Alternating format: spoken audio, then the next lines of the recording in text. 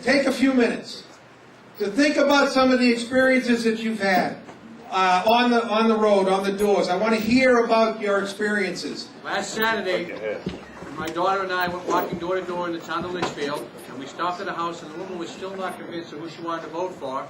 She was very concerned about Barack Obama's energy policy. We didn't have the answers right in front of us, so at the end of the day, when we had done all our walking, we had gone back to the Obama office, downloaded all of the data that was available on the energy policy, and brought it back to this woman so she could see exactly what the campaign stood for, so she could make an informed decision. And I try to teach my children this. It's important that we give the information to the voters so they can make an informed decision.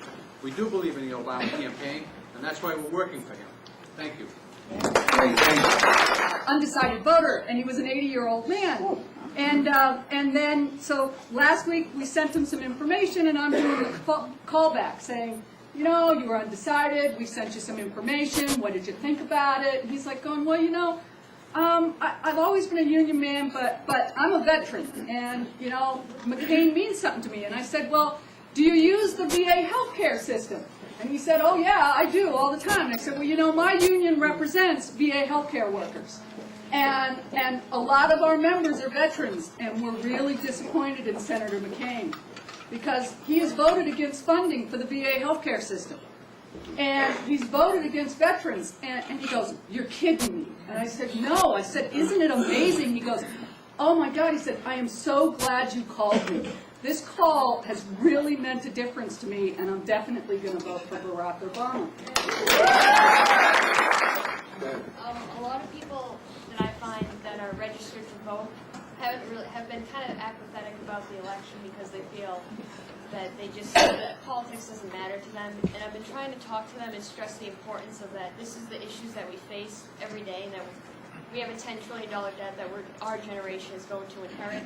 And we need to pay attention and really focus on the issues and know who we want to vote for and what we want to do for our future, college and our education and our career.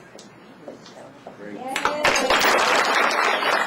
Charlene had never been on had never knocked doors before. I know you were a little bit nervous because plus I think I got you lost that day too. Didn't I forget to pick you guys up? You want to talk about what it's been like to come from a time when you knew nothing about knocking on doors and you had no experience about doing that? I was really very apprehensive about doing it the first time. I had Dave with me, thankfully.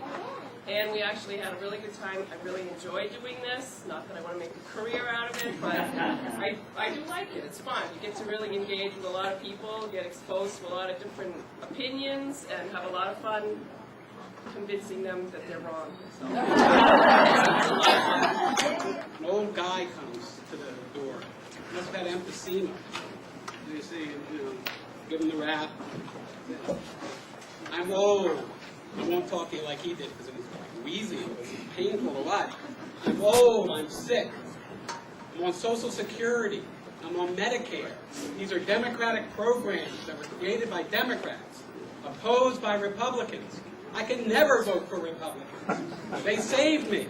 They saved my children. He went into it. I said, well, don't have a heart attack. But we have to remember the tradition that we're supporting.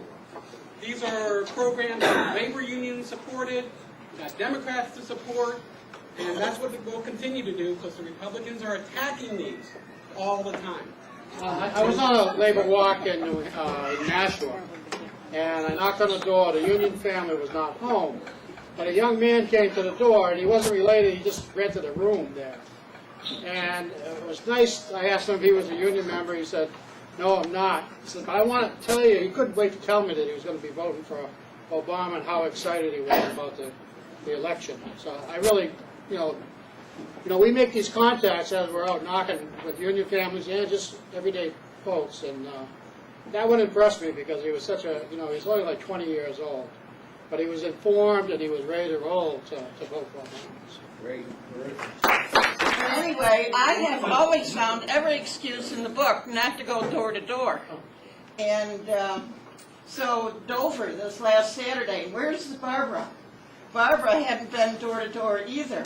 And but she was a pilot and I was the navigator, or maybe I was the pilot and she was the navigator. But we started out And it was great, wasn't it, Barbara?